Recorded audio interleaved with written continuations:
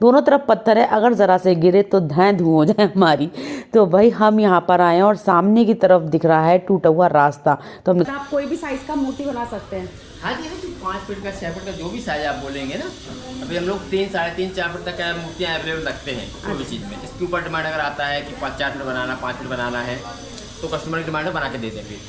मैंने सोचा अगर तू लुढ़कता हुआ नीचे आएगा तो रिकॉर्डिंग होनी भाई ज़रूरी है, इसलिए मैंने पूरी रिकॉर्ड करी है वीडियो।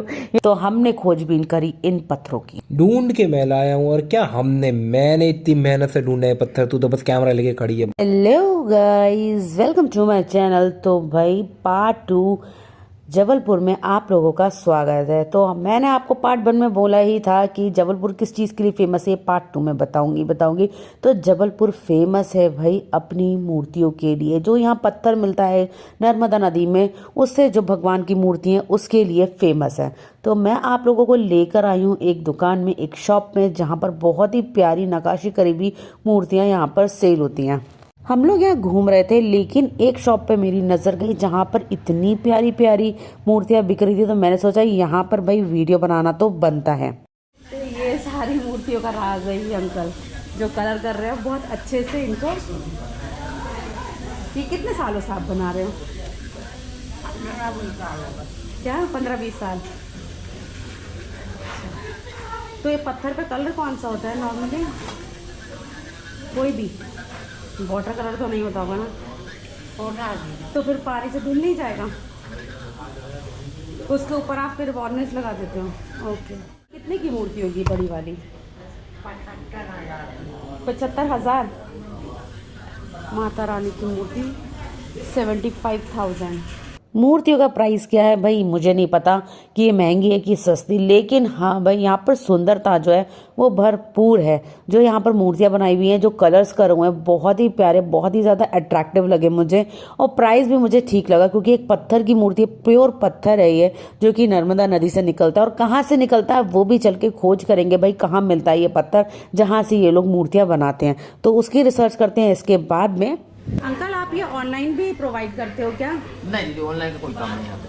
नहीं, जैसे कोई फ़ोन करके मंगाएगा तो नहीं? हमारा आदमी जाएगा, छोड़ के आ जाएगा, क्योंकि ये सब ब्रेकेबल चीज़ है। पत्थर का सामान टूटने का होता है। जैसे अगर आदमी को किसी को मंदिर में ऑर्डर स्थापना करनी है करना तो है। फ़ोन करेंगे तो आप उनको हाँ भेजेंगे? बिल्कुल, ऑल इंडिया डिलीवरी देते हैं, लेकिन हमारा आदमी जाता है। हाँ वही ऑनलाइन वही हुआ हाँ। कि फ़ोन करके अगर कोई मंगाए तो। नहीं मतलब जैसे कोरियर या ट्रांसपोर्ट से सोचे ना आप, तो उसमें क्या है कि ये पत्थर का मूर्तियाँ छोटा सामान तो जाता है, थोड़ा सा भी ठोका तो टूट गया तो पूजा की योग्य नहीं रहेगा। आपसे अगर मंगा सकते तो हम बड़ी बड़ी मूर्तियाँ जो होती हैं वो मंगा सकते हैं। हाँ, बड़ा मूर्ति ही भिजवाते हैं कि जो कस्टमर है यहाँ आ जाते हैं ना, उन्हें पसंद आ गया, बोले भैया हमको मंदिर में स्थापना करना है, जो बात हो गया पूरा भैया पेमेंट कर दिया हमको, अच्छा। फिर हमारा आदमी छोड़ के जाता है। तो अगर ऐसे किसी को कोई मूर्ति अपने मंदिर में स्थापित करने के लिए चाहिए होगी तो किस नंबर पे कांटेक्ट करना चाहिए? हमारा कार्ड है ना, कार्ड ये नर्मदा मार्बल आर्ट। हाँ जी। ओके, नंबर यहाँ पर डिस्प्ले है 9425385269। जी हाँ। ओके, तो यहाँ से आप ऑर्डर कर सकते हैं कोई भी, लेकिन जो भी आपका होगा डिलीवरी नहीं मिलेगी, यहाँ से आपको भेजा जाएगा और जो भी चार्जेस होंगे वो आपके उसमें इंक्लूड कर दिए जाएंगे। तो यहाँ पर सबसे महंगी और सबसे बड़ी मूर्ति है, तो आप कोई भी साइज़ का मूर्ति बना सकते हैं। हाँ जी, 5 फीट का 6 फीट का जो भी साइज आप बोलेंगे ना। अभी हम लोग 3, 3.5, 4 फीट तक का मूर्तियाँ अवेलेबल रखते हैं कोई भी चीज़ में। इसके ऊपर डिमांड अगर आता है कि 4 फीट बनाना, 5 फीट बनाना है, तो कस्टमर की डिमांड बना के दे देंगे। अच्छा। जी हाँ। और सारे भगवान की मूर्तियाँ बनती हैं? हाँ, भगवान का ही ज़्यादातर चलता है, क्योंकि धार्मिक क्षेत्र है ना ये, इस वजह से भगवान की लोग यहाँ पर मूर्ति बनवाने आते हैं। सारे भगवान मतलब हर तरीके के भगवान? हाँ हाँ जी हाँ, ये बोलने का मतलब था। क्योंकि मूर्ति नॉर्मली लोग भगवान की ही लेना पसंद करते हैं, इसलिए। और शिवलिंग का क्या प्राइस है? जैसे ये बड़े वाले शिवलिंग? शिवलिंग ये वाला दीदी 75,000 रुपये का है। अच्छा। ये वाला 45,000 का है, ये 35,000 का है, सभी रेंज का आता है वो। और बड़ा बोलेंगे तो डिमांड से तैयार हो जाता है। अच्छा, तो ये एक पूरा सिंगल पत्थर के साथ ही बना हुआ हाँ, है? दोनों प्रकार का, जैसे ये अलग अलग है, शिवलिंग अलग है, नीचे का बेस अलग है। अच्छा। ये इसी में कटिंग करके बनाया हुआ है, दोनों प्रकार का बिकता है, दोनों प्रकार चलता है। अच्छा। हाँ जी। नेचुरल पत्थर जो नदी में से निकलता है उसका? ये जो वाला शिवलिंग है ना, ये नर्मदा का रोटी है। तो भाई हमारे हिंदुस्तान में हर नदी का अपना महत्व होता है। किसी नदी में जाके पाप धुलते हैं तो किसी नदी का पत्थर बहुत ज़्यादा ही महत्वपूर्ण होता है। तो नर्मदा नदी के पत्थरों पे भाई एक तरीके का वरदान मिला हुआ है कि यहाँ के जितने भी पत्थर है वो एक शिवलिंग का स्वरूप है। इस रीज़न से यहाँ पर आप देख सकते हैं दुकानों पे सबसे ज़्यादा शिवलिंग बिक रहा है और यहाँ पर जबलपुर में भी बहुत जगहों पे शिवलिंग बिकता है। तो अगर आप यहाँ आए तो नर्मदा नदी से आप कोई भी पत्थर ले जाकर अपने घर में स्थापित कर सकते हैं जो कि वो एक शिवलिंग का स्वरूप रहेगा। तो हम निकल पड़े हैं उन पत्थरों की खोज में जिन पत्थरों से बनाई जाती हैं भाई मूर्तियां। और खोज करते करते हम पहुंच चुके हैं इस जर्रा से रास्ते पे, मतलब यहाँ साइकिल भी चढ़ना मुश्किल पड़ जाए ये रास्ता है। ढलान है और इतनी पतली सी रोड है, दोनों तरफ पत्थर है, अगर ज़रा से गिरे तो धैं धूँ हो जाए हमारी। तो भाई हम यहाँ पर आए हैं और सामने की तरफ दिख रहा है टूटा हुआ रास्ता। तो हमने सोचा भाई हम गलत रास्ते पे आ गए, इसलिए अब हम यू टर्न ले रहे हैं यहाँ से और सोच रहे हैं कि कहीं और जाएं, क्योंकि यहाँ पर हमें घाट नहीं दिख रहा है, यहाँ पर हमें नदी नहीं दिख रही है, सिर्फ दूर दूर तक सुनसान वीरानियत नजर आ रही है और कुछ भी नहीं नजर आ रहा है। ये चली थी बड़ी इंडिया की खोज करने, ले निकल ले इंडिया की खोज पे। अब देखो कहाँ लेकर आई है हमें। इतनी मुश्किलों से मैं बाइक चला पाता ना, वहाँ पे इतनी पतली सी रोड थी, पैर भी रोड से उतर रहा था साइड में, और उसके बाद में तो गिरना तय था और ब्लेम तो मेरे ऊपर आना ही था। तो भाई जो चलाएगा वही तो गिराएगा, ब्लेम तो उसी के ऊपर आएगा। कुछ गलत करी तो आप लोग मुझे कमेंट सेक्शन में बताओ भाई, जो ड्राइव करता है वही तो गिराएगा। आगे से याद रखूंगा, तुझे उतार के ही चलूंगा अकेला। हाँ ये सही कहा। तो गाइस अब आपको यशु अकेले ही दिखने वाला है, वो खुद के सेल्फ वीडियोस बनाएगा, सेल्फ दिखेगा। ये चैनल लेकर मैं निकल लेती हूँ, गाड़ी से चलूंगी, घूमूंगी, मस्त फिरूंगी। इसके संग बाइक पे अपनी कमर तोड़ रही हूँ, क्यों? क्योंकि इसे शौक है बाइक चलाने का और बाइक से घूमने का, और मैं इसकी वजह से मजा नहीं आता बाइक पे घूमने में? नहीं, पहले कमर दर्द होती है, फिर बाद में मजा हम एंजॉय करते हैं, लेकिन क्या है पहले कमर दर्द तो हो ही जाती है ना। किधर में तो कमर दिखा तो पहले, कमरे को कमर नहीं बोलते। अच्छा ये देखिए भाई, मैं इसका भाई वीडियो ले रही हूँ स्टंट करते हुए, क्योंकि अगर ये लुढ़कता हुआ नीचे आया तो रिकॉर्ड करना। उसे स्टंट नहीं कहते, उसे मुझे पता है कि कैसे करके मैंने मोड़ी है बाइक। यही तो स्टंट है। मैंने सोचा अगर तू लुढ़कता हुआ नीचे आएगा तो रिकॉर्डिंग होनी भाई जरूरी है, इसलिए मैंने पूरी रिकॉर्ड करी है वीडियो।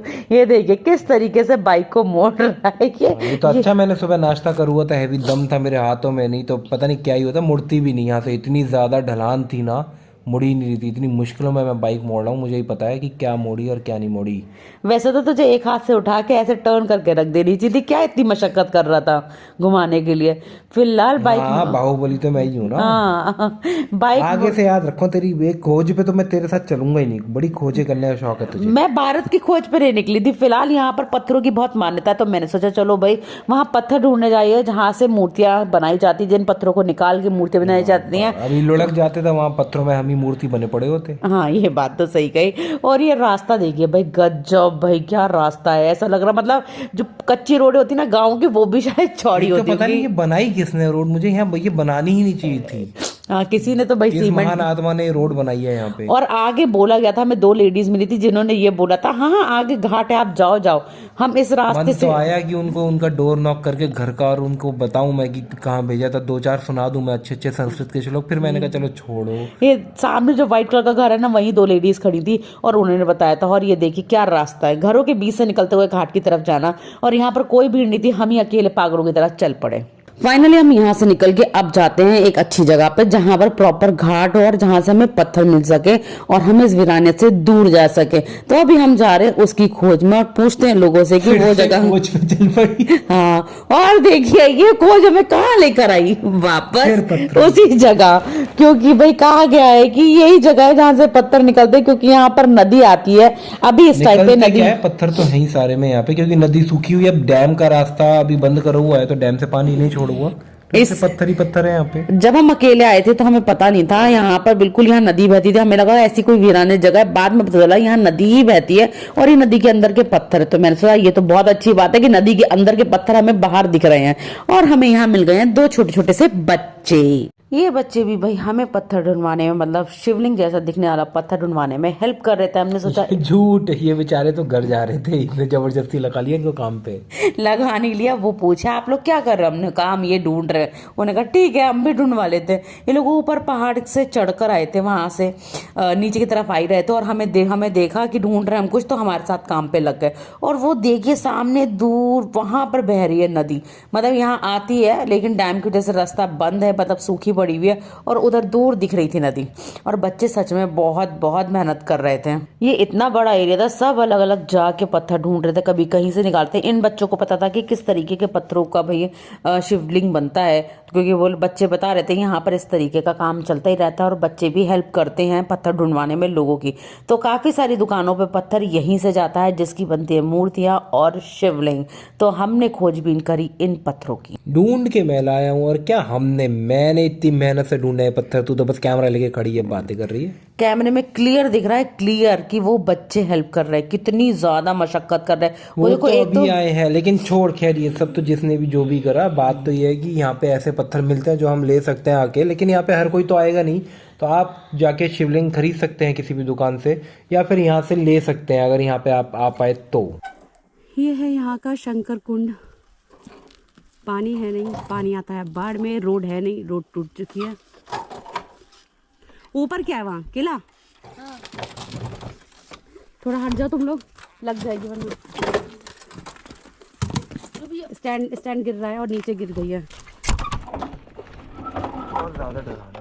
हाँ, आपने पिछली बार वहाँ रोकी थी, वहाँ से मुड़ गई थी। ये ढलान है बहुत ज़्यादा। हेल्प चाहिए कोई?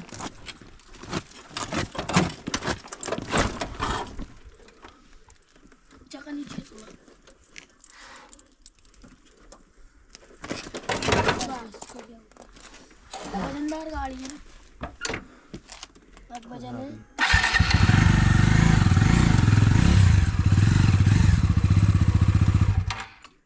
चलो, बैंड बज गई तो रुक जाओ, थोड़ा बैठ जाओ, सांस ले लो, पानी पी लो।